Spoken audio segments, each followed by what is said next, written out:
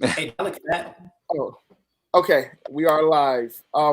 Welcome everybody. Welcome. This is off the record. Well, this is off the record presents. You Uh-oh. know- Branding. no.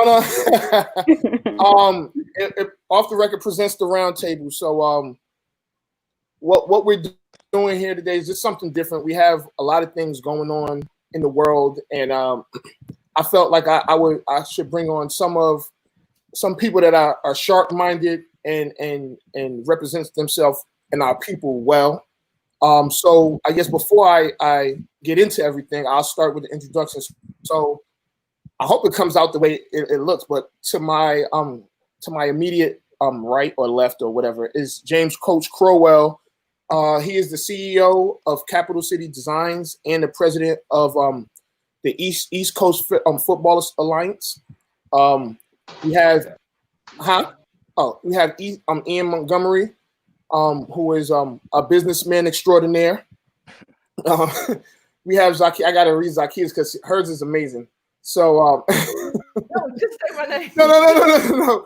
She is a VSU grad, educator, Howard University doctoral student, also a business owner, and of course my good friend. We have Nair Sharif, who has his number of things. One of the things of course, travels the world, works with Black. Tell me if I'm saying this right. Diaspora. Did I say that right? Tomato, diaspora. Globally. That was way off. Be nice.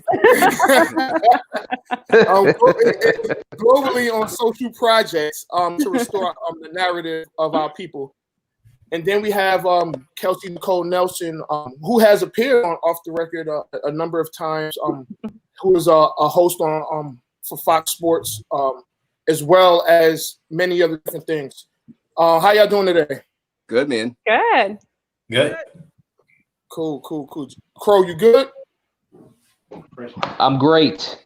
All right, cool. So, I guess this, all of the formalities are out the way, and we all know what happened about a week ago with George Floyd and the cop saying, putting his knee on his neck and ultimately murdering the young man. We know about what happened in Georgia with Ahmaud and Amy Cooper, her situation, calling the police and showing some of her sides.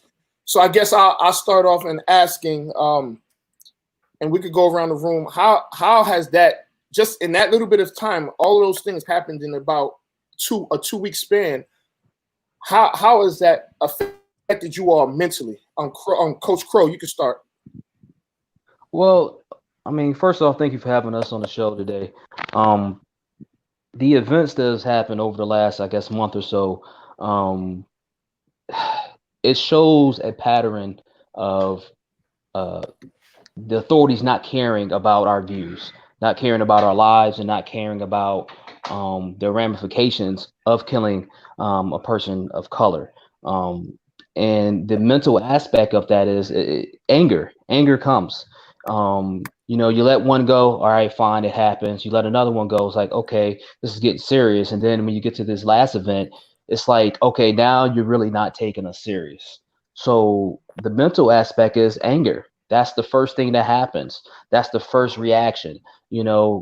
Tears, despair, distrust. All these different emotions and feelings come to mind when you have these type of events that keep happening over and over and over and over again. And I don't want to jump the gun, but with the riots and everything that are happening, folks are asking for peaceful resolution, and we're going to get into this later probably. But we tried peaceful resolution, and with Colin Kaepernick, he tried to take a knee. He tried to bring awareness, and everybody kind of laughed him off, and made it more about his athletic ability than the message. So now we're here, so now it has to be dealt with. And I just think that we need to have a serious conversation in this country. Black, white, Asian, doesn't really matter. to figure out how do we move forward and get better. Okay, Ian. Honestly, I don't know. I think that these 3 incidents are just like no different than a lot of things that have been happening for a long time. And I saw somebody say something like it's always happened. It's just being filmed more. I think that was Will Smith that said that. Mhm. And I think for me, it's just like they're getting closer and closer together and more extreme, right? So like they go from this, I don't know, maybe something else was happening to like the 3 that happened more recently. It's just like murder. It's like, it's murder. That's it. It's no bias. There's no other side to it. And I think for me, I just like, you become desensitized to it a little bit. Right. But then you look at it like, how long can they just keep killing Black people without any sort of retribution, without any reaction, without any penalty? And you see people cops get off all the time. I know we'll get into all this stuff, but it's happening or being recorded more frequently. And the world is watching. Like, we have nothing else to do but to watch what happens on television and to see recorded footage. I mean, there was nothing else on the news other than the pandemic before this. So this isolated incident now heightens or stands out even more. And to see people just react is like a catalyst. It's like that time in, I forgot what country that was. I think Tunisia. I'm saying that wrong. When the guy lit himself on fire. Mm-hmm. It's like they had been protesting about that whole thing all along, and then that sparked this thing to happen. So every time you see an incident happen like this, especially these incidents, you're like, all right, is it now? Is this going to spark some revolution, or is it? And then it dies down after a little bit. People protest, Right. They get tired, they go back to their normal life. So seeing them kind of like burn down Minneapolis, symbolically, Mhm. is like, is this going to now cause change, or is we're going to get tired after this after a couple of weeks? So that's what it does for me. It's just looking at it, trying to figure out what phase of life or the next chapter are we in yet, or are we still kind of more the same? We're going to get outraged for a little bit and go back to normal. Kelsey. I mean, I think it's been said, but I just feel tired. Like, I feel like I'm at a point where it's hard. Like, I have young people looking up to me, asking me, like, what's going on? What's next? I have a little sister. You have older people, like, this is repeating itself. It's history repeating itself. And we haven't gotten anywhere. And it's just so much to carry, because it feels like, again, I mean, I think Ian touched on it earlier, but so many catalysts. We have so many catalysts, so many things that are just amping us up, getting us angry. And it happens again and again. And that's why you see this hashtag Black Lives Matter. Because again, it feels like we're constantly shown that our lives don't matter. And thanks to the power of video, I mean, you see what video did for the civil rights movement. You see what video is doing now through the social media age. We're seeing it. We saw those 8.5 minutes that his knee was on the man's neck. And then we see the 2.5 minutes after he passed out. This is a problem. Kids now are growing up seeing this on social media spread like wildfire. You can see people die just at the tips of your fingertips. And you see people that look like you, again, who are supposed to be with these authority figures, who are supposed to be doing right by us, doing wrong by us again and again and again and again. And it's just sickening. It is. And I feel like I'm just in this space where, of course, I do sports reporting, but I woke up today, I do a show, but it took me a lot to get ready to do sports. And of course, at the beginning of my show, I had to touch on the situation, because I think more than ever now, too, we're just trying to find ways that we can all use our platform to speak out on this, because we just see that the injustices are not stopping. They keep happening. And it seems like it's going to continue on for 2020 and way beyond. And I think about it a lot. I mean, people always ask me, I have no kids. But I think about this world now, I would not want to bring a kid into this world right now. It's a scary place. I mean, it's a place where we don't get justice. Who knows if our grandkids will even get justice, simply because of this, the brown color on the skin of everyone in this room. And I think, like was said earlier too, I'm tired too of us just having these conversations. It needs to expand beyond just us, because to solve racism involves all of us together, right? I mean, Amy Cooper didn't just wake up one day. I don't think she was born a racist, right? It was put into her. We see this cop, right? It's constantly, and it's going to keep repeating itself until we break the cycle. And the cycle has continued for way too long in this country. I mean, I could go on and on, but like I said, I'm tired. I'm tired wearing this brunt, and it's sickening. Like, I mean, thank gosh I have a naturally just positive personality, but it's a lot. It's a lot. And it takes, like, I literally today at work, it was hard to focus. It's hard. How do I focus on this when the world, is burning, literally? Right.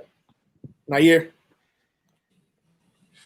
Yeah, I'm not going to spend too much time on this one because it's the first one and they pretty much have summed it up. And I know Zakia will eloquently cap it off. But Emotionally, it has angered me, just like everyone else. Emotionally, it is, titillated me in that way. It's a problem, and I'm also a naturally, I guess, optimalist, or optimistic person, but it's hard to remain that way, in a steady manner when you have things like when you turn on your phone and you see this headline. It's angered me intellectually. It's made me deepen conversations with those around me who are working towards the correction of these challenges, as well as advance the time, honor, speed of the work that I am doing to help challenge these or change these problems or challenges and kind of turn things around for the better of all of us. I don't want to spend too much time on that. Again, I love conversation, but just as Kelsey said, I want to get to the good stuff. And the good stuff is the solution side of the conversations that we are having and continue to have and will continue to have, which are necessary. But I'm very interested in what we all chop it up with today as far as solutions going forward.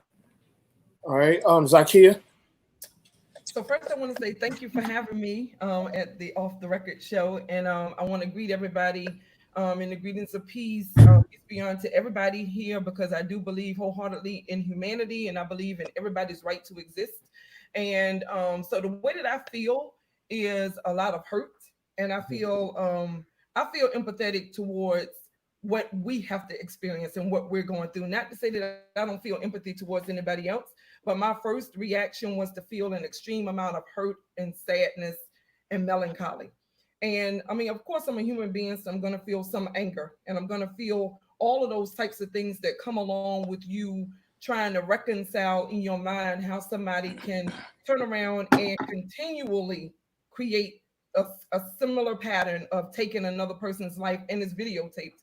But I feel that if I stay in the hurt space or in the anger space, then I feel that I'm still centering the same institutional practice. And I want to center us, and I want to center George Floyd, and I want to center how African-American people, how we feel in this moment, because how we feel is a big deal.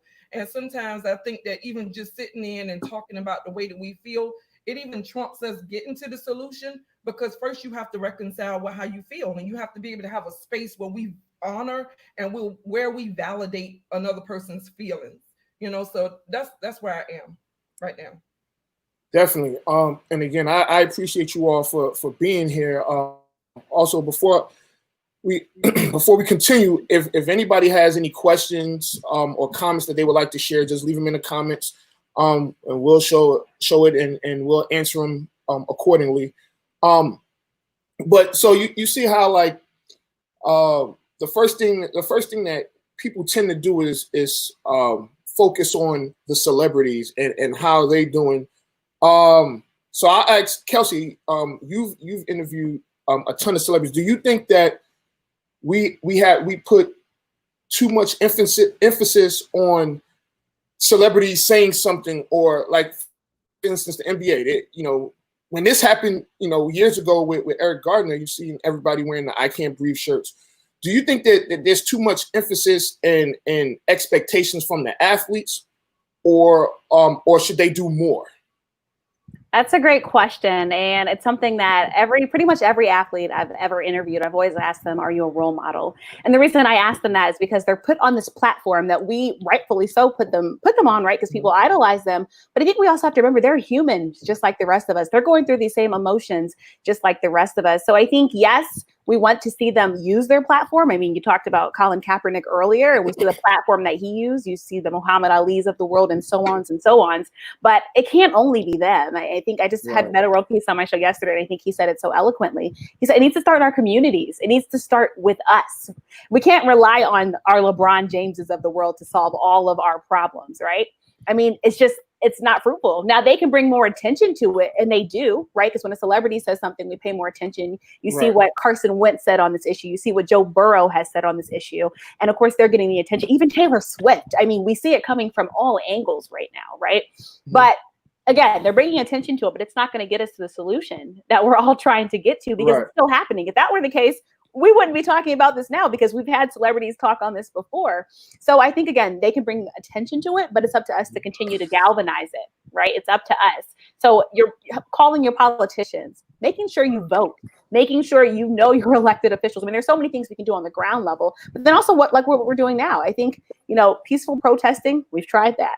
The rioting, I mean, people are trying to find ways to bring attention. Social media is a perfect example. People are bringing attention to issues. Like, we find out so much news now through what? You're on your Twitter app, you're on Instagram or whatever.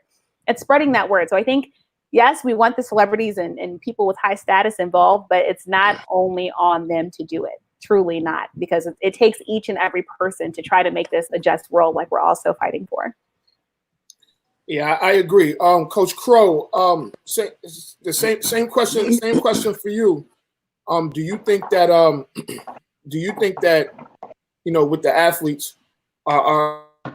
you coach athletes, what are your expectations of not necessarily the celebrity, but the athlete or the entertainer? When it comes to celebrities, athletes, entertainers, I think I'm agreeing with the sentiment that they can bring awareness, but when it comes to actually doing the work and actually getting there at the grassroots level, that's not going to be them, right? Because they have to maintain their platform. They got to be in this city, got to be in that city, and doing their profession and doing their sport. But for us that are here every day with these kids, with these young adults, we have to bring a certain amount of education. And unfortunately, part of the education is how to deal with the police, how to deal with the authorities, how to maintain your everyday life. That's not going to come from the athlete. That's not going to come from the celebrity. That's going to come from folks every day, the mothers, the fathers, the coaches, the folks that deal with these young men and women on a daily basis. So again, athletes, great, bring awareness, use your platform, spend a little money on this and that, but that's not going to get to the heart of the issue.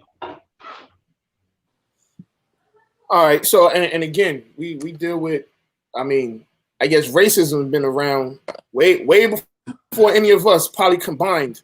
So how do we deal with this everyday racism, whether it's in the workplace?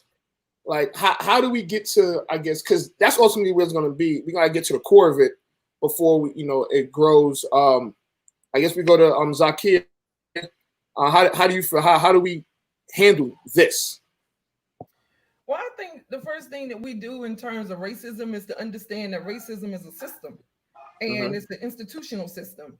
And I think that when you're talking about a system, it's not about one person. It's not about the individual act of, it's not about an individual racist. So having conversations where we're saying, well, all white people aren't bad just because you cool with a couple of white people, right. That's not what the conversation of racism is about. Racism is about a system that has denied groups of people privilege, political power, economic power, social power. And in order to maintain the system of racism, which is an offshoot of white supremacy. I mean, that's what the system is white supremacy. In order to maintain white supremacy, you have to think a certain kind of way. You have to be a maintainer of the status quo by thinking a certain type of way, moving a certain type of way, and looking at people in your community and outside of your community as if they have no value whatsoever. So the first thing about racism is to understand that it's not just about one person. It's about all of the people who uphold the system, whether they are willfully complicit in doing it, such as the officer who sat on George Floyd's neck, or whether it's somebody that's just saying, well, I'm going to stay silent because I don't really know what to say. You know what human beings want, but because the system of racism challenges your ability to not have all of the dominant power, then you stay silent because nobody wants to be powerless. And I feel that in the United States of America, too many people have conformed to this notion that we must have a permanent underclass, and that permanent underclass must be African Americans. And anytime African Americans demonstrate any kind of rage whatsoever in America, the first things that we start to do is to play respectability politics and say, well, you can have rage, but don't be violent, or don't be so angry when you express yourself, or watch your tone when you say X, Y, and Z, or don't go to work looking like that because you know for a fact that you can't work in corporate America with beads in your hair. So we maintain the system of racism all day, every day when we compromise our beings and when we try to transform and conform to being who we're not.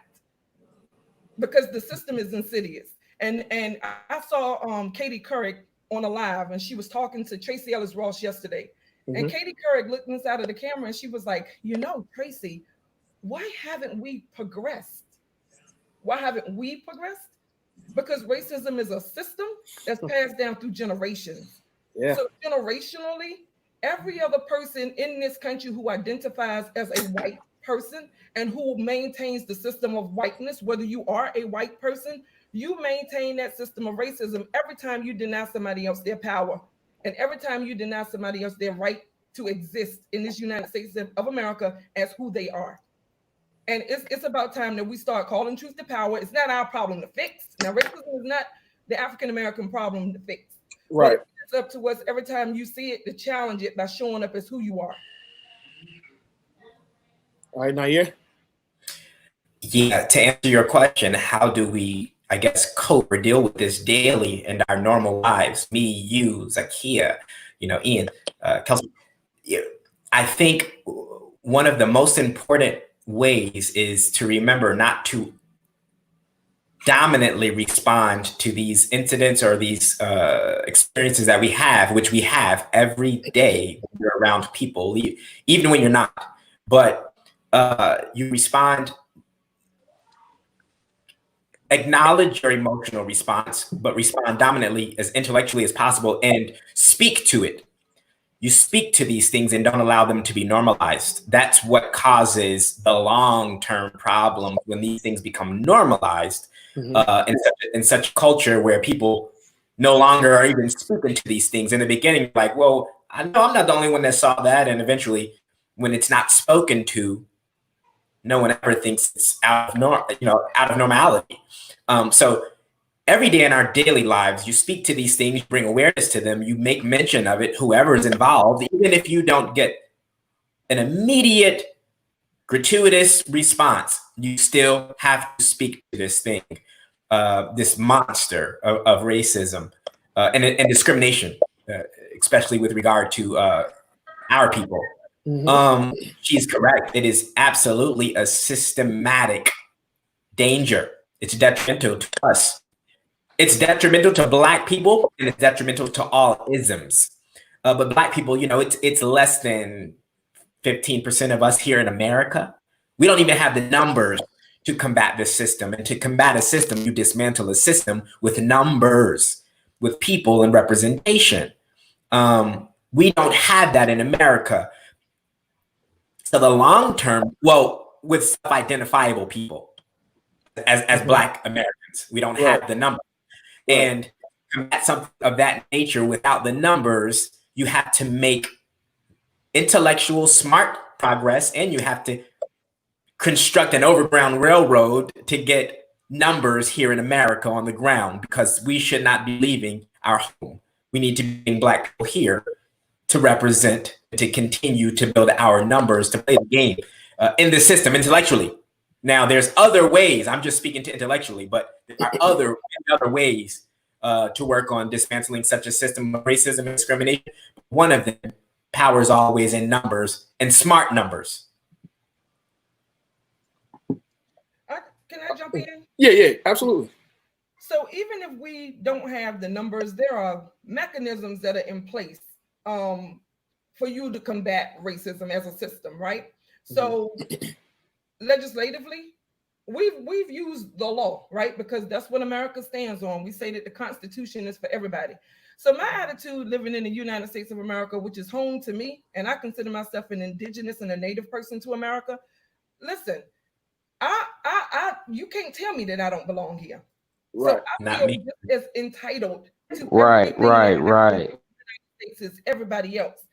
When I get arrested, if I get arrested, the law, the Miranda rights are going to apply to me just like they're going to apply to everybody else. Well, they're going to be used for me. Now, will due process be extended to me in a similar fashion because of this institution of racism that we have? More than likely not, or it depends on who I'm confronted by. But the bottom line is that racism is something that, you know, we argue all the time. If you look at different types of theories like critical race theory, that racism is permanent. It's a permanent fixture in the United States.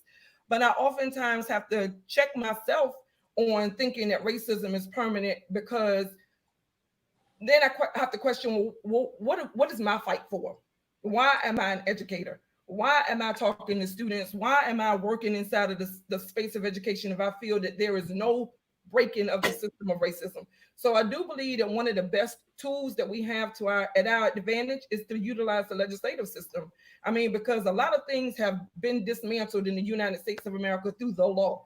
The institution of enslavement, in terms of actually being chattel slavery on somebody's plantation, okay, it went through a legal ramification. That didn't mean that you legislated people's heart, and that definitely didn't mean that people stopped looking at you as being inferior, because we're still living in the aftermath of the institution of enslavement. But I do believe that, and I think you brought it up, Kelsey, I do believe in challenging all of these elected officials to make sure that you put in policies that are in place that legislate behaviors. Because Amy Cooper, there is no reason in the world why Amy Cooper's behavior should not have been felonious. And if she is charged with a felony, she won't be working inside of an investment bank or an investment company. If she gets charged with a felony, she's going to have to crawl herself out from underneath that big felony label, just like so many of our brothers and sisters have to do inside of our community. But there's the option. Do you want to press charges? No. Press charges, because what she did is a way to maintain the system of racism and white supremacy in America. So it shouldn't even have been an option. You weaponize 911, and then you look in the man's face and say, I'm going to tell them that you were an African American who was attacking me and my dog.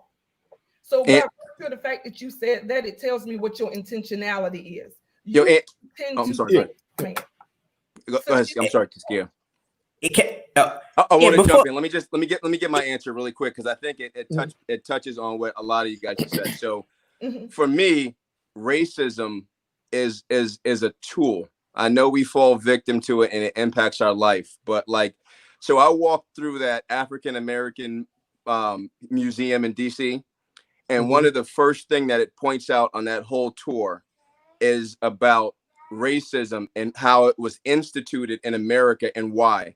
And it talks about racism being instituted as a way for slave owners to control people, because at the time, the indentured servants, who were mostly Native Americans, and the slaves were beginning to join forces to rebel. And so it created this separation between people and races that gave them enough power to cause divisiveness and control. So racism is a tool for money. And I think that's what sometimes I feel like people miss, is that capitalism is the enemy, that racism is just a tool that can be used, and it's been embedded and instituted in all of our systems of America.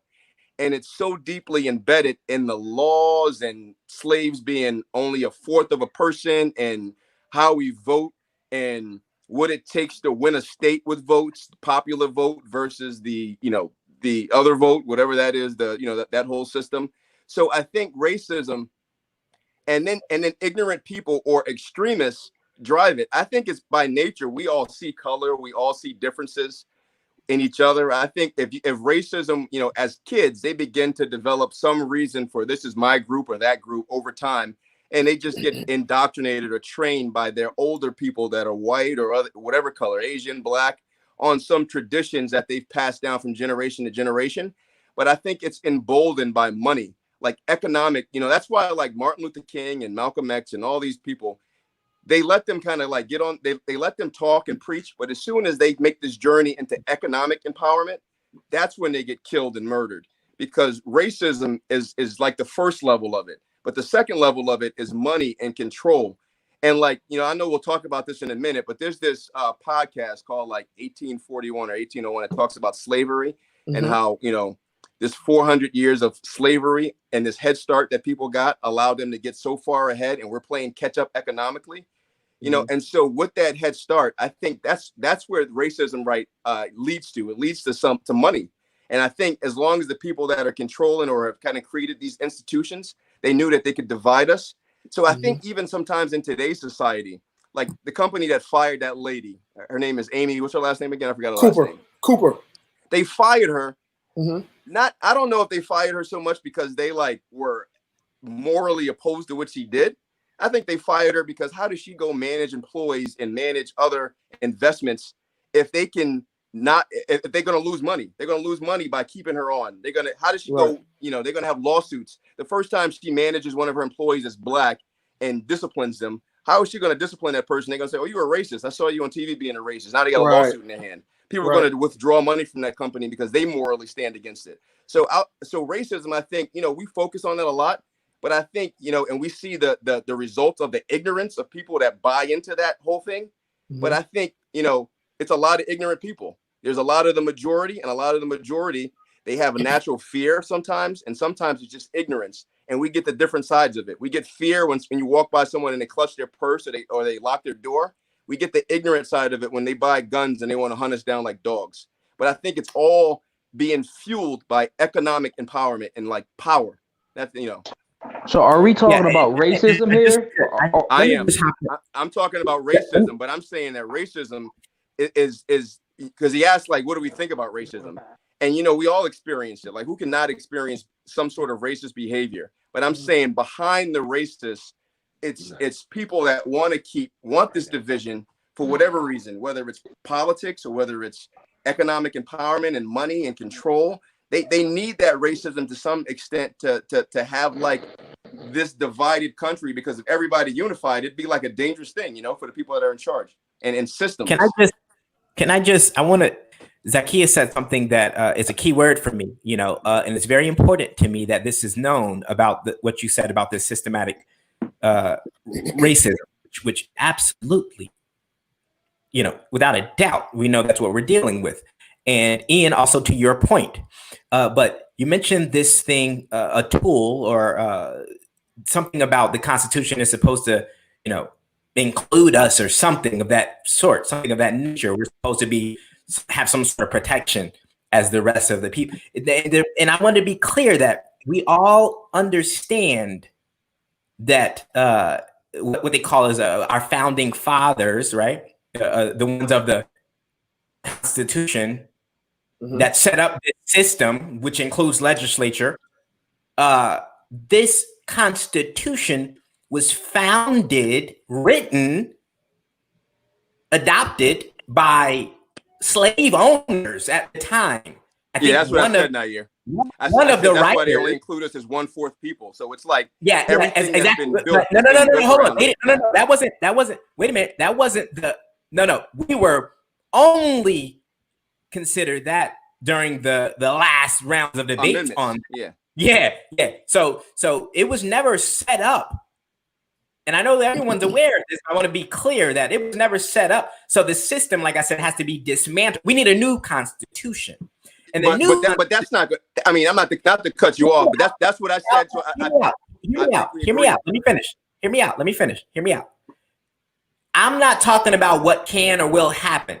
I'm saying we need a new Constitution that is representative of the bodies that inhabit this country and the full representation of that, and a Constitution that enables a progressive body of peoples to inhabit this country. What we currently have, the Constitution, and the way the system is operating now, which you still got a district that has no representation, in America too. No. The system needs to be dismantled. I think we agree, man. But that's not going to happen. So what you're saying, I think we all agree is, but the people that wrote the Constitution created it so that it would never be dismantled. You're right. They created it on racist. Right, but that's impossible. They're not going to dismantle it. So legislation, as Zacchaeus putting this incremental improvement, I don't think it's enough. Ian, we can't speak to that's not going to happen. Think about the thing that people said are not going to happen. Think about that. You just said we're the minority. You can say you don't think it's going to happen in your life. We're the minority. Yeah, but right now. everything has everything can be changed, and I do believe that. Yes. I do believe that you can change everything, but I will say this: George Floyd is not dead because of economics. George Floyd is dead because of white supremacy and racism, because he was not valued and he was seen as that 3/5 of a human being that's written about inside of the Constitution of the United States of America. And yeah, people oftentimes say that the law was never intended for us. And yeah, I do agree with you, Naia. We do need to dismantle the system, and you can change the Constitution of the United States of America. I mean, Absolutely. it's a living document. It's a breathing document. We read it every day. We've had 27 amendments to the Constitution, which means that it is changeable, which means that you can have a constitutional convention in order to change it. But you first need people that have a conscience. You need people that have a conscience inside of this country to understand that I matter just like you matter. Well, it needs to, it wasn't been no woman in that room, no women. It needs to have fair representation of real bodies, of real population. That was white. Well, that's what I was gonna go ahead, Crow. That's what I was gonna say. I mean, to have a conscience. I mean, I know we're talking about racism, but what we're really talking about is hate. Right. I mean, because racism can't exist if you don't have hate in your heart. And I think that's what I always come back to education, and I think someone touched on it earlier. This is being passed down from generation to generation to generation. Racism is being educated through generations. We have to figure out a way to homeschool per se. Yeah. Right. Yep. We have to figure out a way to educate the people. I'm not just black, white, Asian, whoever, because it's hatred. It's learned hatred for someone that looks different than you. And until we get that conscience that she spoke about, there's no way to change any of this. I mean, and that's where we have to, like I said, we start talking about solutions. How do we educate everybody for them to understand that racism, placism, capital, all that is nothing but hate. There is a way. It's hate. Right. It's stop And spending how money. do we do that? It's money. It's consumerism. If I can just add, I think going back to the education part, I mean, if you look through history, this is how we've been able to advance. I mean, in every email with my favorite quote from Oprah Winfrey, education is the key to unlocking the world, a passport to freedom. And I think that quote resonates so much. And I think, like you said, I was a TA in college. I TA'd African civilizations. I made sure I got my certificate in African American studies. But let's be honest, the school system is messed up. All right. So education, and also let's be honest too, they're not talking about Black history and American history. All right. There's some kids. I mean, you go to the African American Museum. I think you brought that up earlier, Ian. I mean, there's some people who are learning for the first time. I just heard a story the other day where a woman was in the African American Museum, a white woman, and she was like, "Oh my God, my people did this." She didn't know everything that was happening. It's not taught to our children. And you talk about economics and stuff. I think the money factor does play in, but let's be honest. How many of us were taught economics as children? How many adults do you see making problems, especially in the African American community? I've done the broke athlete story way too many times.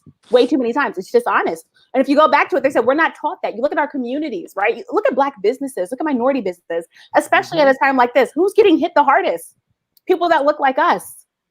Education. They're not investing in our schools. Go into any school in Black communities and compare them to other communities. It's not the same. Did you have education? I think Aunt, were you saying something? No. Y'all got it. Okay. I'm here, baby. I'm here. Education. No. I want to point something out really quick. Education. This is what I say. I'll keep going back to this economic thing because you're right. This is about hate, right? He killed that guy because he hated him for one reason or another. He killed him, he murdered him because he hated him. This is an interesting fact. I didn't know this, but did you know those guys worked at the same nightclub? They had overlapping shifts. Yeah. So they possibly knew each other. Mm-hmm. And he still did that. Yes. He killed him because he had the power to kill him. Yeah, he killed him because he had the power. To be able to sit on his body and to kill this man in front of everybody when he knew he was being filmed.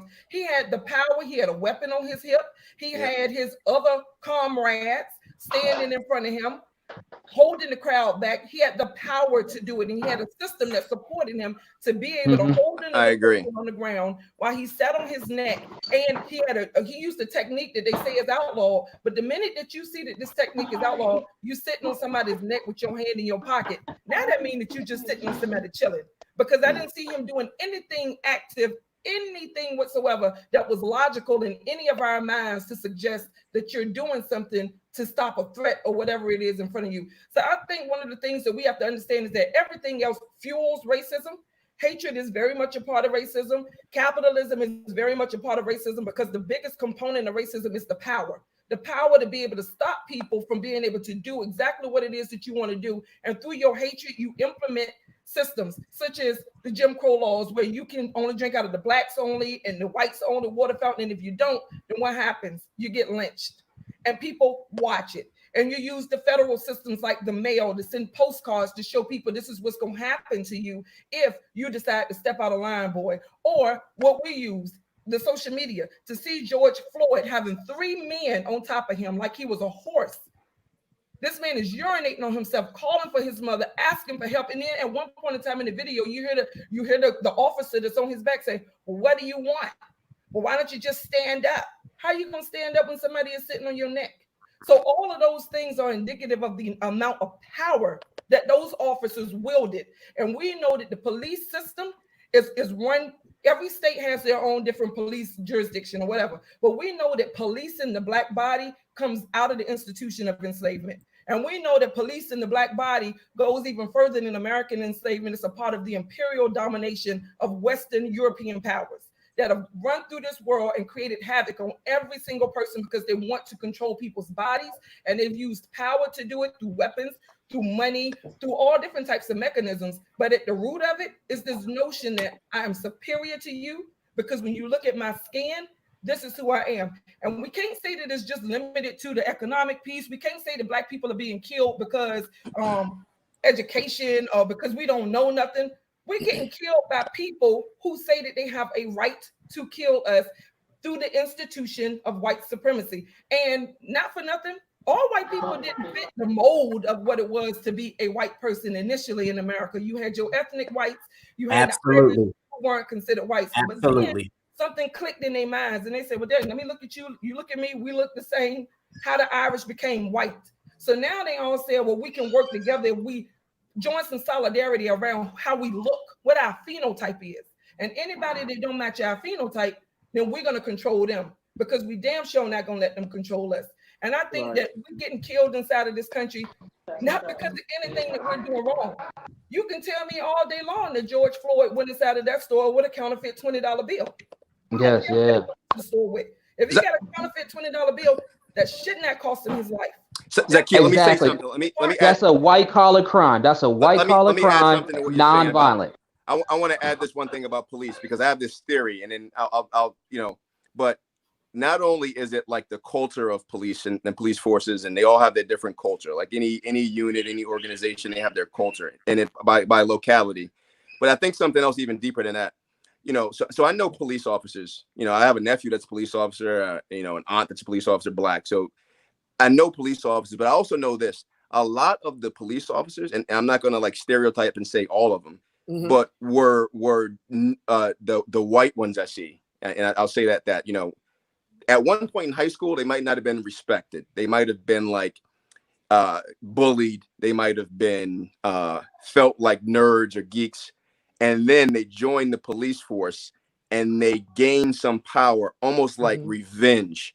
And they go into the community and take out that feeling that they suffered through their teenage years, and they get revenge on people that they may have felt were superior to them in strength and size, whatever the case is, and they punish them. I see this a lot. I see people that I'm like, man, this guy's a cop in high school. I remember that guy, or that guy's a cop. And then you see them, not all of them.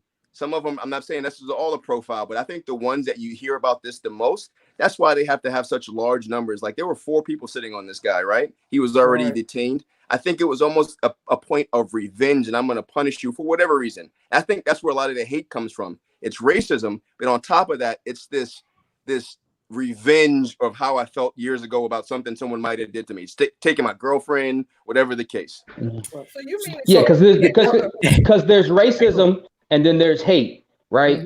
So they're the same but different. That hate, that racism will cause you to do little things, a little more, like say, more or less annoying things, a little small empowerment things. But that hate will cause you to act out in a way that cop acted out. And I wanted to talk about cops just a little bit. I was having a conversation with my father the other day, and what I don't understand is how can you protect and serve and police a community that you don't know?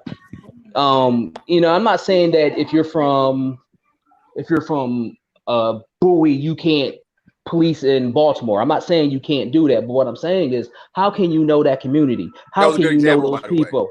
Yeah, how can you know those people? I mean, that doesn't happen if the officer knows Mr. Floyd and he knows his family. Yeah, maybe he does go to jail for whatever crime he's accused of committing. But at the end of the day, he's alive to have his day in court. But you can't police a community you don't know. You can't police a person that you have no affection, no feeling for. And I think a lot of this hate is coming from you don't know these people. You see them as your enemy, not as the people that you're protecting and serving. And I think that's again another form of hate. Because I hear the racism and I get it, but I think a lot of this is that hate. It's a hate, and it's been festering, right? It's been festering. Now it's starting to be reciprocated. And again, I don't like the riots. I don't like how that's going. But at the end of the day, what do we expect, right? What do folks expect?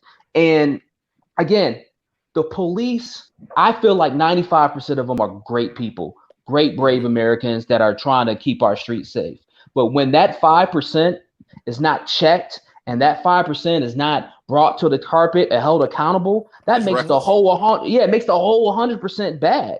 And I don't want to think that about our police force, but these guys, this brotherhood that they have, cannot eschew your morality and your sense of what's right and wrong. And killing that man was just wrong. I'm off. I just had to get off my chest. And I understand what any of us want to think about who the police are and what they do, even if we have friends and family members who are in the police force. It's not a matter of what any of us want to think about them. It's a matter of us looking at the data and looking at the outcomes and looking at the behavior. So we had 4 people who were sitting on George Floyd, one on his neck, one at his feet, one in the middle of his body, and then one of them holding the crowd back and holding the crowd at base so they could not intervene. That was 100% of those 4 representative officers who were standing right there. 100% Facts. of them. Facts. Not one of them had any conscionable, not a conscionable thought to say, you know what, this is wrong. And at one point in time, they say that one of the officers told the one sitting on the neck that, we need to get him some help. And then that officer sitting on the neck said, no, we're going to keep him down until the ambulance comes. So now one of those men were willing to breach the system or that brotherhood that they have created in order to stand up for what's right. So it's not a matter of sitting up here trying to defend officers. You know some good ones. Sure, you can know plenty of good ones, but it's not about the individual. And it's the same thing that I keep saying about racism. It's not about the individual act of a racist. It is about what the system allows people to do and how the system allows people to get killed and not to have any of those officers held accountable. We know for a fact Freddie Gray's murderers should have been held accountable because you absolutely can't break your own spinal cord. All right, so we know for a fact that any of these other men who were killed and who were unarmed, we know for a fact that Philando Castile's officer should have been held accountable for killing him. Yes. Sitting in the passenger seat of a car and that officer is shooting down inside of a car. We know for a fact. So it's not about us qualifying who the good cops are versus who the bad ones are. When you work inside of that institution and you know that this institution allows you or makes you think a certain type of way where you deny the humanity of people, then we have a problem. And Malcolm X said in 1964, Black people want simple things. All we want is respect, dignity, and recognition as a human being. That is not a lot to ask for. And if you can't see that behind your badge and behind your gun and behind your taser, then you don't belong to be a police officer. I don't care how long you got bullied. Right. Amen. And I agree 100%. But at the end of the day, these guys, these murderers, whether they're good cop, bad cop thing, I get that.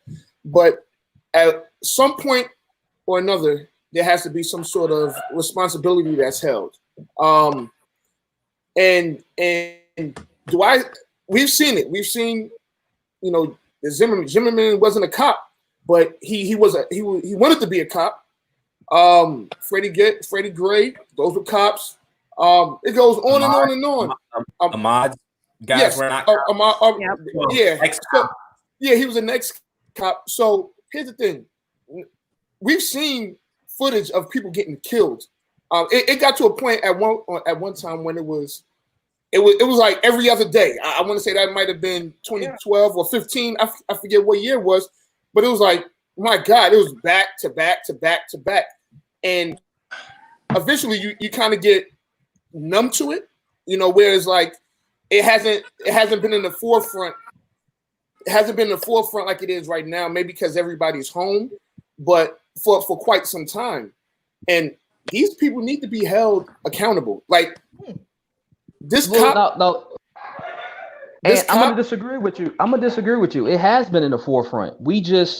It wasn't acknowledged. I mean, this is why I just want to get into Colin Kaepernick. Right. He was trying to bring it to the forefront, and he was basically stomped out of his job.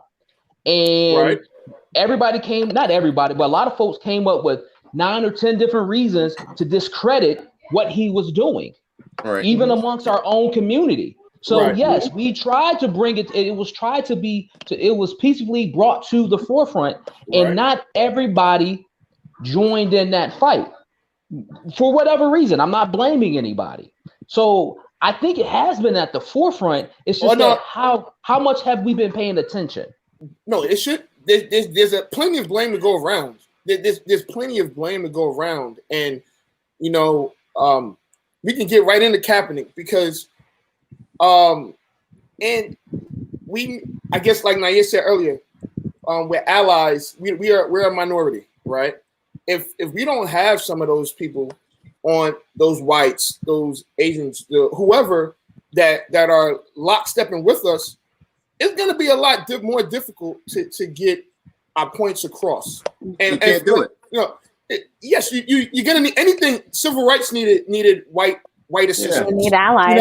You need the allies. So in the case of Cap, he needed more than Eric Reed and a couple of other players that said this. You need you should have had it. You should have had it. You know how crazy it would be if Tom Brady, Aaron Rodgers, I don't know if Peyton wasn't in the league, but if you had those white quarterbacks, because he played quarterback, if you had those white quarterbacks kneeling with Kaepernick, with him, it would have been different. Let me just add this though, Ant. I think I agree completely, and this is why I brought up earlier the example of Carson Wentz tweeting and Joe Burrow tweeting about this issue, as opposed to just black quarterbacks in the NFL. But also, I think it's the unity that we need with each other. I mean, I think about the civil rights movement, right? And this is something I'm feeling from Mississippi. I mean, my grandmother lived a block away from Medgar Evers' house. They had a different type of unity. The black community right now, it's broken. It's broken in the sense, and we're trying to come together. So I think before we can even ask for allies, we need to show a solid front. We need to have a unified front. And I think that's what we're missing. And it frustrates me so much. I mean, there's so many issues just with us, right? There's colorism, there's everything. But that is not and it's not us. It's not why we get killed. I agree. But I'm saying, but Colin Kaepernick, what he was doing, and I think it's a great example, but it's not only Colin Kaepernick. I mean, there were so many even before him. There are even athletes now that are trying to bring attention to problems. Like you said, the allies will help us, and I think we need them to help us, but you see what's happening in this country, and you're right, it is racism, it's systematic, it is hatred. I mean, we've all had instances of racism, we've all had instances of hate in our lives, and it's been something that we've all grown up with. I mean, you work with coworkers, and Amy Cooper most likely had at least a diverse office somewhat. It didn't stop her. It did not stop her. So I'm saying Colin Kaepernick, what he did was right, but rightfully so. Look, he's still trying to get in the NFL, and we all know he's not going to be back in the NFL. And other players will tell you. I mean, the Undefeated just did the year of the black quarterback. Deshaun Watson came out and said, "Hey, like I don't speak on issues like that because I care about my job." And that goes back to when we were talking when people were comparing Jordan and LeBron. And I'm not gonna make this a whole sports thing, but Jordan said Republicans buy sneakers too. LeBron has put on a hoodie for Trayvon Martin. He's worn an "I Can't Breathe" t-shirt. We can go even to about 6 years ago with the whole Donald Sterling thing, because we're talking about racism, and he was an owner of a team that treated people like crap. Well, he treated minorities like crap, whether it was in his buildings or whatever. They got him out of there because the majority of the NBA are black, and it was a situation where the owners were saying, are we gonna keep this guy here and risk the product that we have walking out, meaning all the players, because they were threatening to boycott. And I feel that if not necessarily for Colin Kaepernick's job, but for the message, if those guys locked arms with Colin Kaepernick, then aside from him having a job, because honestly, I don't really care about that. But the message that he was trying to get out there, it will hold so much more weight. I'm not saying that it doesn't hold any weight now, but it will hold so much more weight, and we will be able to, I guess, have some sort of police reform, and these cops that are killing these unarmed black men are getting dealt with. They're going to jail. Their lives are being on admin leave is not holding someone accountable. You know, this guy just got arrested today. Congrats. But we've seen that already. We've seen guys go to trial and all of that. And beat it. And so now what? Now you know what? You know what though? I don't ever think we have a good plan beyond the protest. Say that again. Yeah. I don't ever think we have that good of a plan past the protest. We don't. We protest and bring awareness, but after that we stop. Yeah, but we don't have anything. It's not. One of the things that's happening right now in this conversation is that we are now starting to say that it is our fault, that everything that's happening to us is our responsibility. No, I don't think that's true. Not at all. Yeah, we're not saying that. White people need to fix themselves. This institution of whiteness has a lot of allies. And not all of the people who support whiteness and this notion of white supremacy are white people. They look like us sitting on this camera right here and right now. And I think one of the demands is that you don't get to tell me that you are my ally.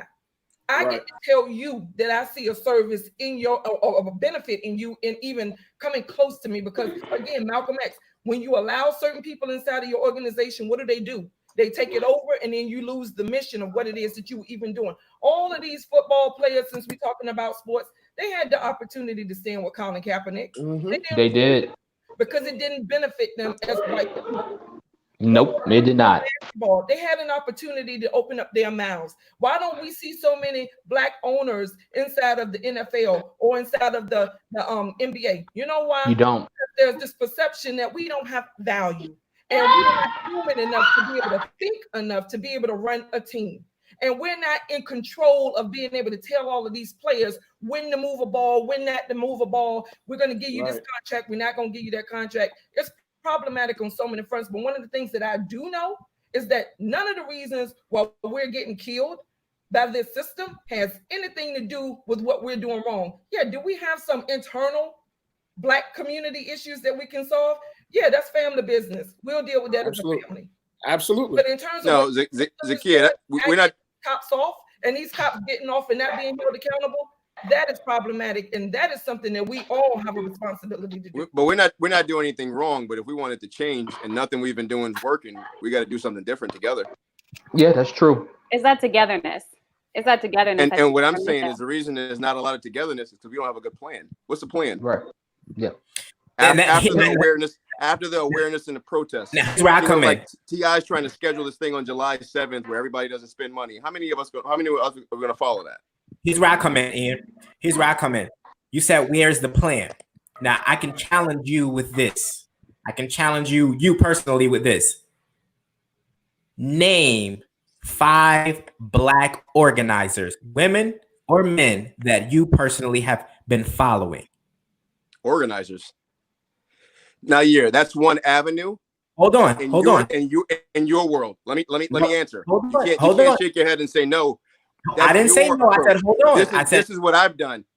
I didn't say no. You could also hire. Hold on. You could also hire and elevate 5 black people into roles that escalate them into a different place, so that they can educate their kids and move their kids to a better place of education, et cetera, et cetera. Organization and that type of activity you're talking about is one thing. And me personally, like, no, I don't follow it. I'm not even on social media. So you can't even use that. You can't even use that line. So hear me out, brother. That was a direct question based on your question. Yeah. We are playing. So there has to be another way, though. You can't tell me that's the only way. So hear me out. Your way is not negated. Neither is mine. No, neither. If you ask me where's a plan, I'm going to tell you the names of people who have proposed. micro plans across the board. They are constantly working with plans, and they are in action, active planning and organizing. Why aren't they well known then? Why don't you know them? People don't start off well known. Who knows them? Anthony, do you know? No, don't take this to Anthony. Don't take this. Anthony didn't ask a question. No, I am. Anybody on the call? Do you guys know these plans? Here's my point. Where's my point? Where's the plan? Hold on. Hold on. Can I just get my point? Go ahead. Here's my point. It's not an attack, brother. Don't look at it. But that question. Can I say my that question, man? Ian, let him. All right, let him finish. Let him finish. All right, go ahead, Nayan. Brother, it's not an attack. It's not an attack. It's a question for thought and for participation. So the time comes and someone says, well, where's the plan? We got some people we can organize, or even doing your part in your day-to-day life and bringing more awareness to these people and bringing more awareness to these organizers. There are many. And it's not easy to find these people. I do give you credit to that. Like you said, but we all know the problem in America.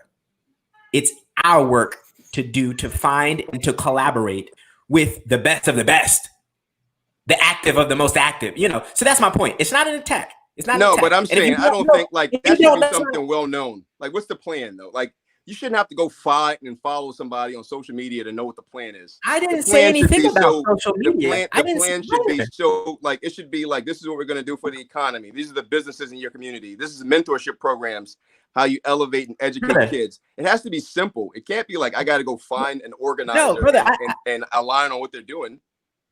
Now you brought up social media. That's what I took away from it. Since you bring that up, and you use the word simple, that's what makes it simple.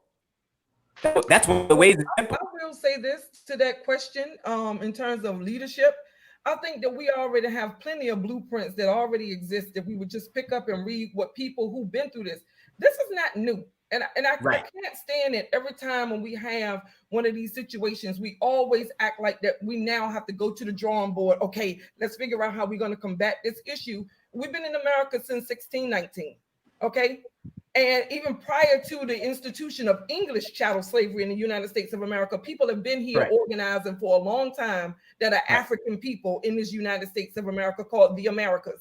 But in terms of this system called the United States of America, where we read about it inside of all of the documents like the Declaration of Independence, we've been in this country for a long time dealing with this issue around how do we get these simpleton people to recognize the humanity of Black people who have single-handedly built the economy of this United States of America and opened up the floodgates for every other person to come inside of this United States of America. So it's not about us not having a plan. If you look at what Frederick Douglass said in 1865, when the question was asked, what does the Negro want? Well, what do y'all want us to do with y'all? When white people posed that question, what do y'all want us to do? He said, do nothing with us. We got this.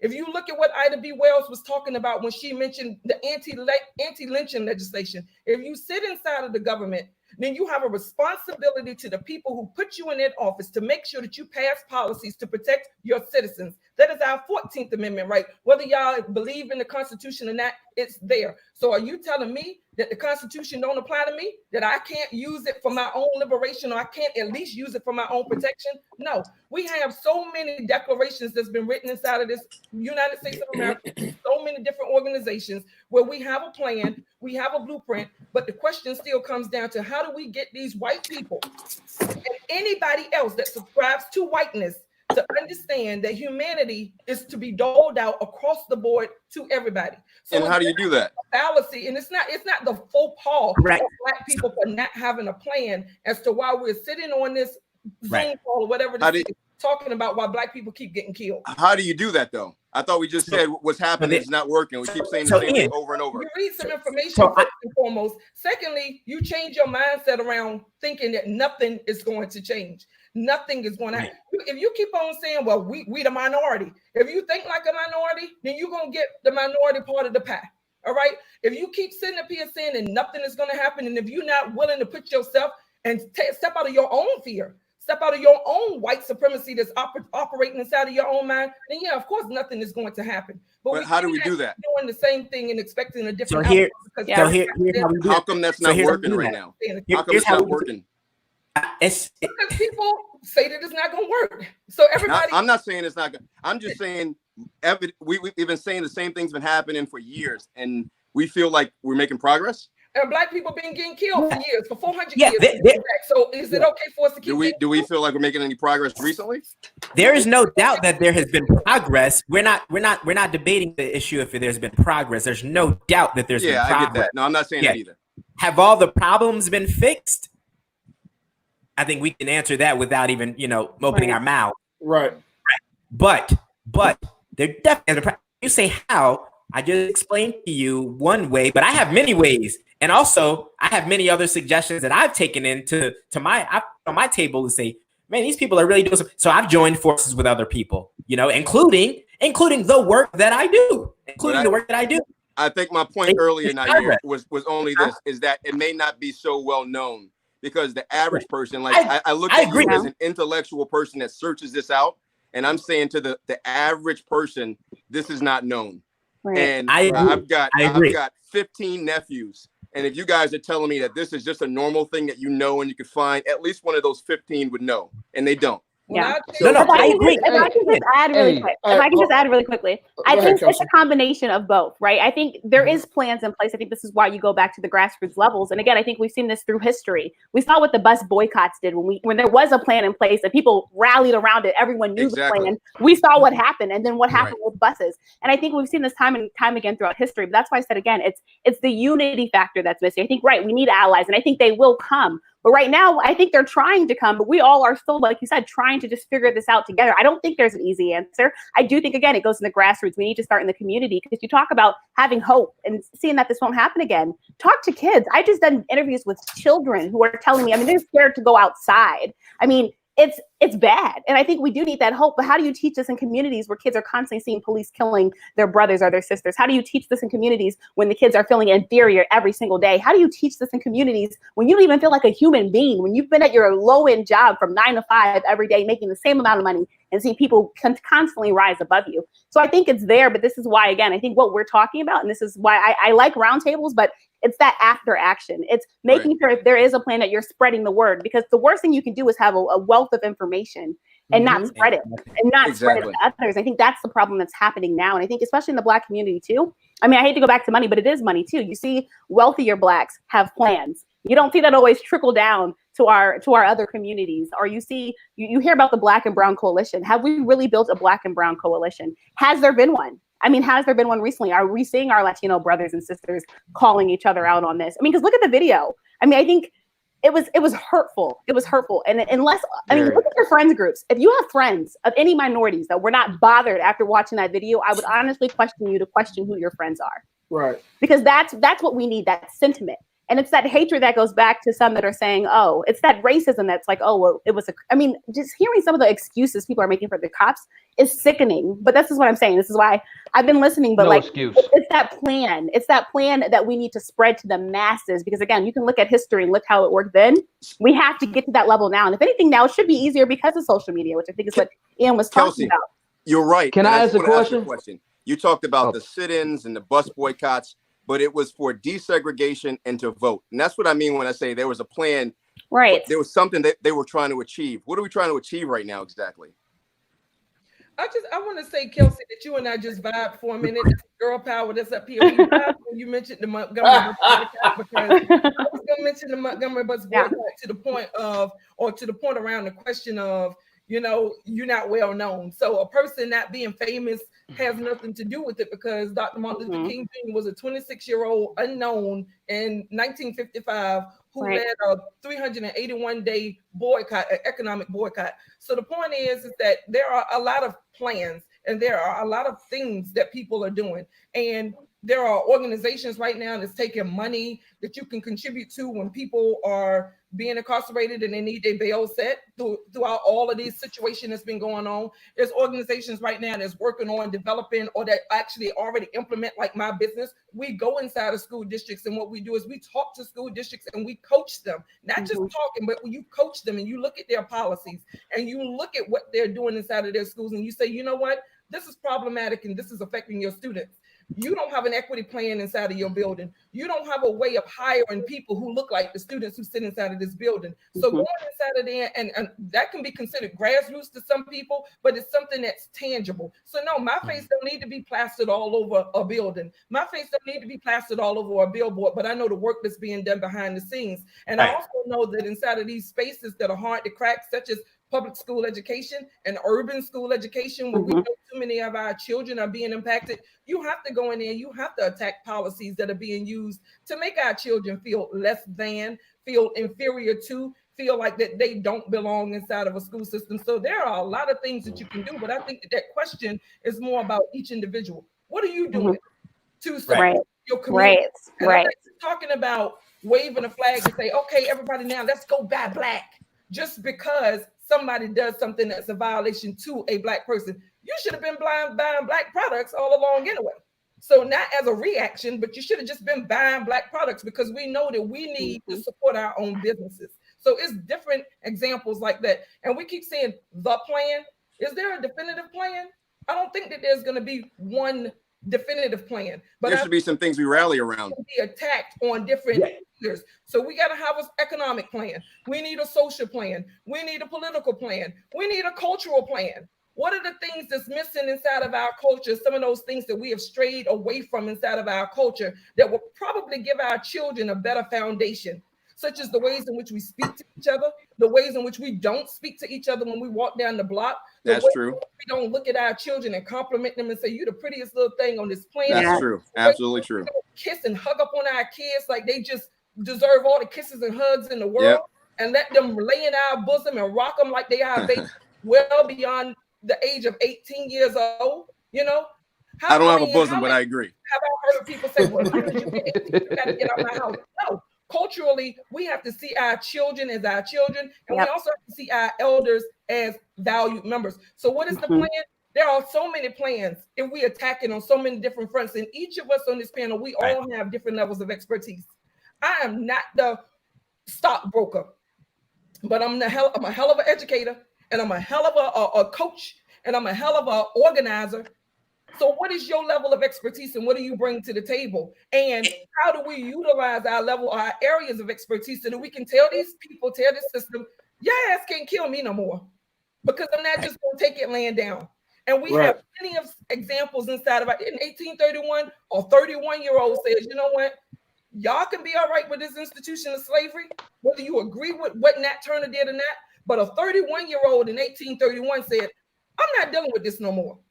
So whether you see him as a radical or a fanatic, or if you see him as an ancestor warrior like I do, that was his approach to looking at a system and say, well, damn, it's 1831. Y'all been doing this since 1619. If I don't do something, it ain't going to change. So, and he had to at 31 because he only had 7 good years on his knees. What'd you say, Ian? He had to do that at 31 because he only had 7 good years on his knees left. Because after those 7 years, your knees start to go and you can't put up that fight Nat Turner did. Ian, really? I'm being funny.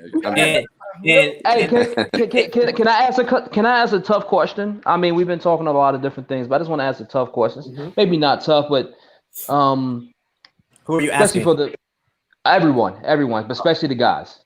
Are you afraid of the police? Absolutely not. No, I'm not. But I know that I know that my actions can lead to something fatal. Yeah. I'm not scared. I'm just aware. I'm just, I know how to act around people. So if I get pulled over, me personally, and I was taught this, maybe while I was in college, if I get pulled over, my instincts are, no matter what the weather is or whatever, I'm winding down all 4 windows. And my hands are in sight.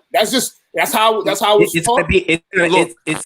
I'm not afraid of a police officer just as much as I think the only thing I'm afraid of are dogs. I'm not afraid of people, and especially police. I have police officers in my in my family, and security officials as well. I think the problem comes when we try to make them seem as if they're different than us, especially when we talk about police officers and celebrities. When we talk about these people as if they're different, that's when most people start to build. Absolutely not. And Ian is speaking from a place that I'm similarly speaking from. We're both You know, we're both Marines, right? And Ian spent a great deal of time in the Marine Corps, and he's had to, you know, handle himself in a certain way. I've had to handle myself in a certain way. I don't think there's going to be any fear when it comes to other people who wear uniforms like us or have worn uniforms similar And the to three ours. of us on this, Anthony, Naya, and I had a gun pulled on us one Exactly. night after homecoming. Like, I've had it a number of police times. officer on a hill. He couldn't even see what was going on. He just knew that we were too loud. We were pulled over on the side of the road, and he pulled a gun on us and told us to get back in the car. And we all got back in the car. So think about all the stuff that happens right now that could have ended fatal for one of us or all of us, you know? Yeah. I mean, I'm cautious of the police and I'm fearful of the police because you don't know what you're dealing with when you have a fool in front of you. And we have enough evidence to suggest that they behave irrationally and they behave foolishly as a system. So, and I just want to be clear that when I'm talking about any of this, if I'm talking about whiteness, I'm talking about a system. I'm not up here to defend your individual relationships with any single white person or with any groups of white people that you may have. That is so much smaller than what I'm talking about.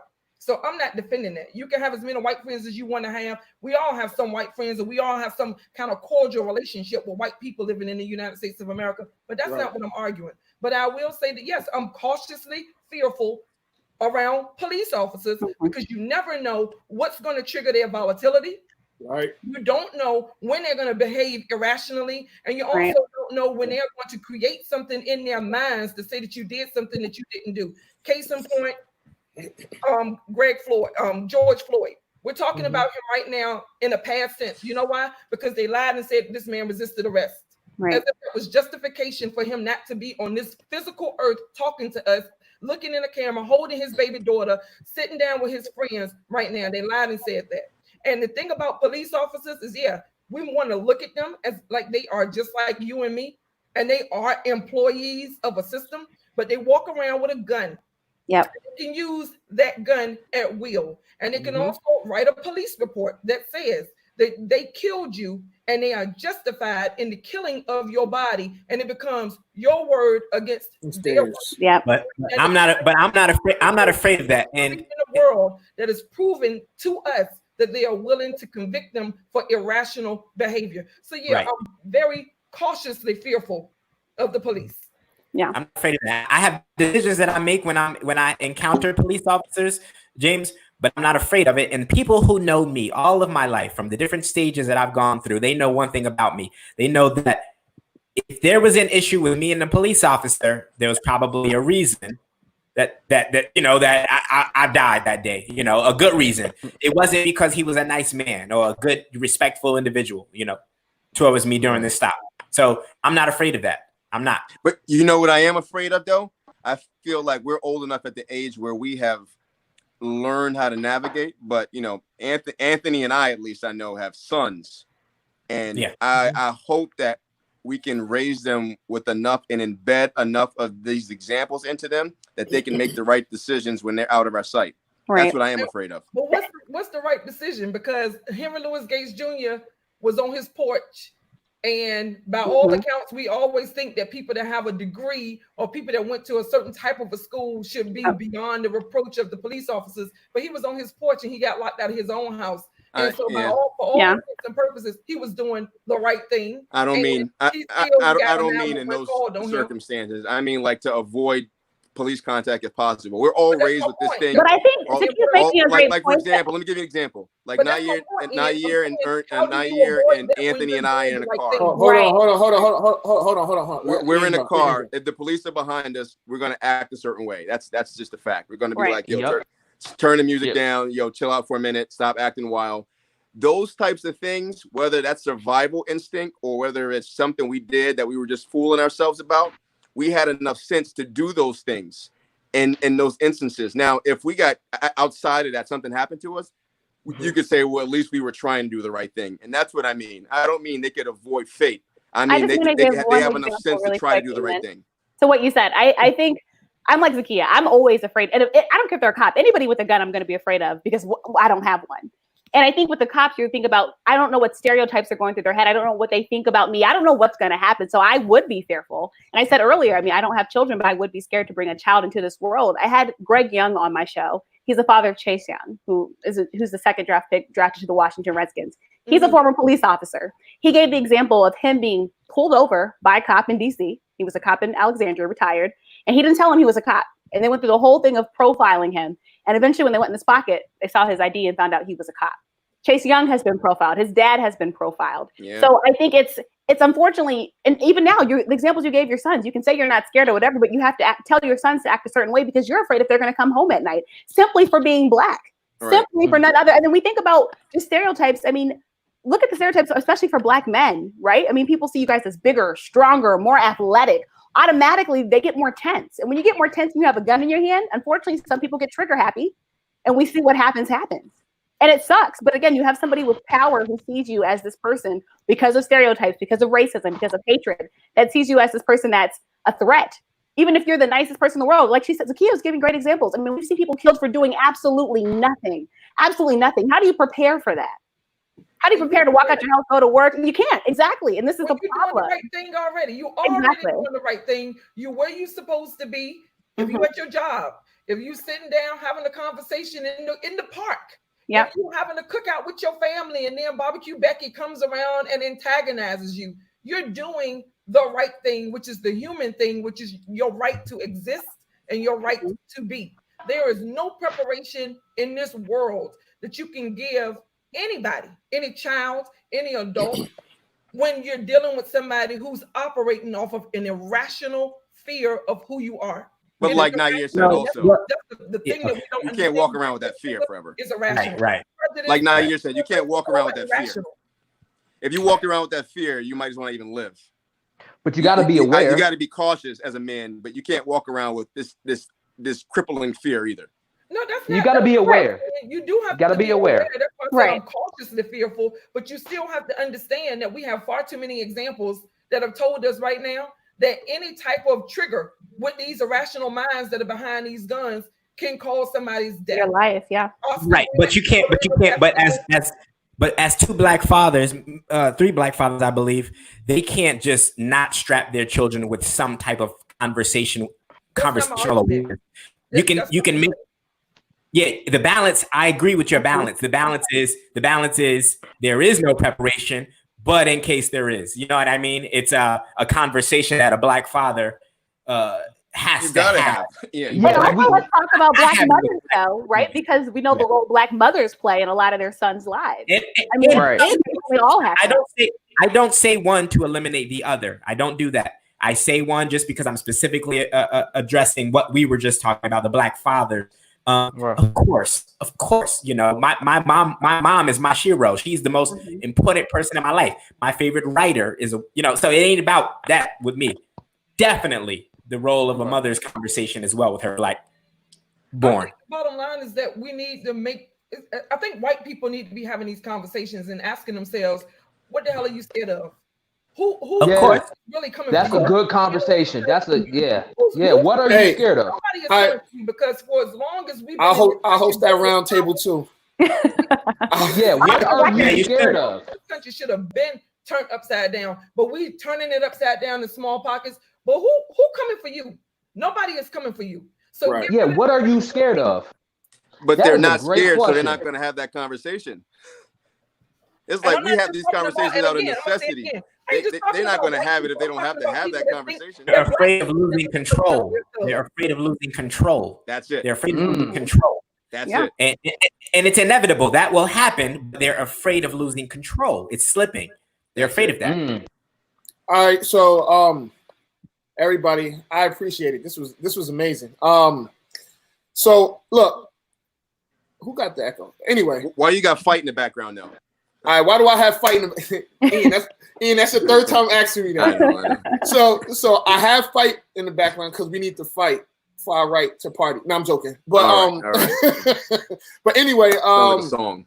It was a song. But nah, we again this was a great dialogue. I think this is just one part that we need to have. Unfortunately, we have to have it because of different circumstances that's out of our control. But somehow, like Nair said, we have to take that control, and we all play a part. Just the 6 of us here, everyone that's tuning in and chiming in. we all play a part. And that's how it has to be. I couldn't see. People were talking. People were asking questions. That's people were like, there's a full blown conversations on Facebook and Twitter. Yeah, we act like we didn't want to be the celebrity of the Facebook. We kind of low key like this, right? This was. I loved it. I loved it. But again, I appreciate each and every one of you. I guess, do y'all want to share your social media or tell people how they can find you?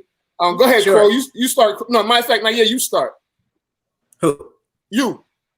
Oh, I thought we were gonna type it in and you say it. You want us to say it? Okay, sure. Yeah, no. Yeah. You say it. You say it. Oh, okay.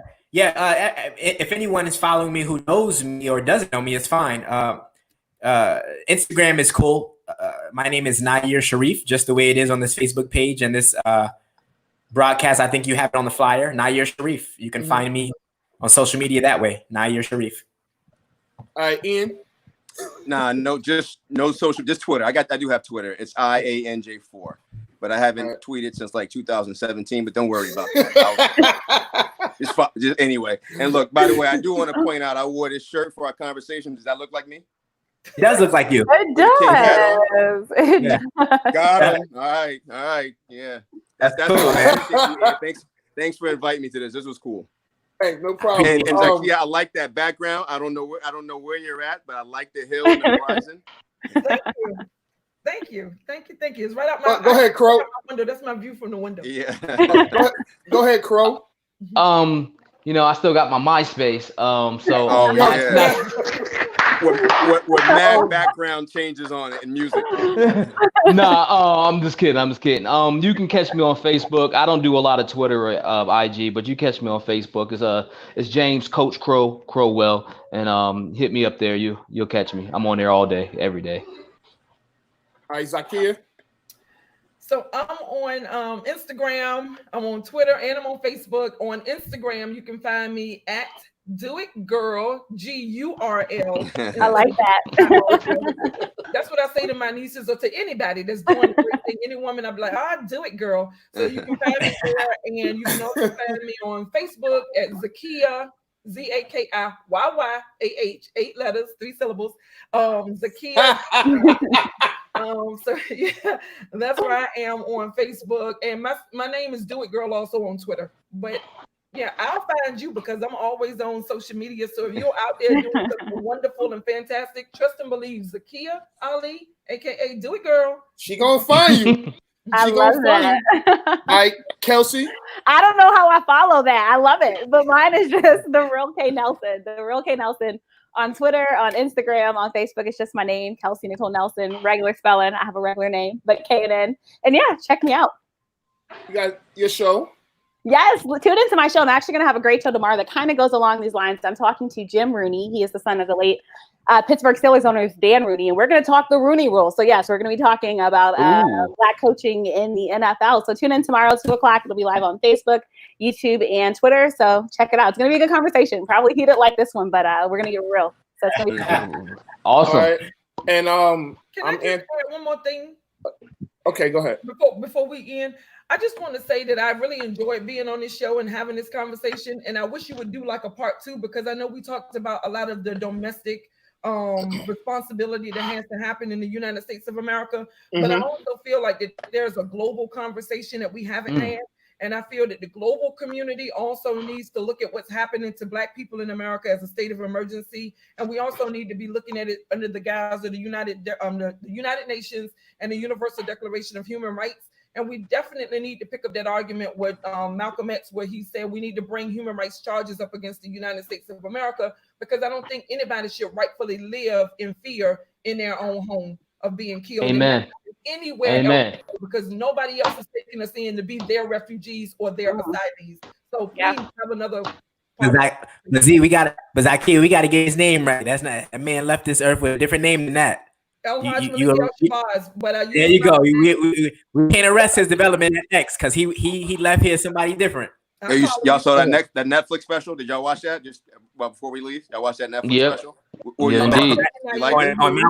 I liked it. I almost said it too. Malcolm. See? All right, so you can find me. You can find me on Instagram and Facebook Vipers 31. My Facebook is Anthony Adebayo. Well, y'all here, so y'all know what my Facebook is. But also tune in to Off the Record on Wednesdays, 7 p.m. to 8 p.m. On Facebook, YouTube, Bliss.fm, Spotify, Apple Podcasts, wherever. I appreciate it, man. I had a good time. All DSPs? You on all DSPs? So, but seriously, Zaki, I agree. We do need to have a part 2. And if y'all, you're paying us for the next one, right? I'm ready. I'm ready. You what would you say, Kelsey? I said you're paying us for the next one, right? Bitcoin. We take Bitcoin. Cash App, anything. I'll buy y'all lunch in 2021. I promise. But definitely. Again, thank y'all out there. We appreciate it. And until next time, we see y'all later. I don't have no music to play because I ain't in the studio. Thank you, my family and my friends and all the VSU massive VSUL. Yeah, and we do. And we do. Are we repping colleges? Hi, Mom. Yeah. Hi, DMV. Hi, Mom. Listen, guys. I'm hanging up now, so y'all just okay. Hi,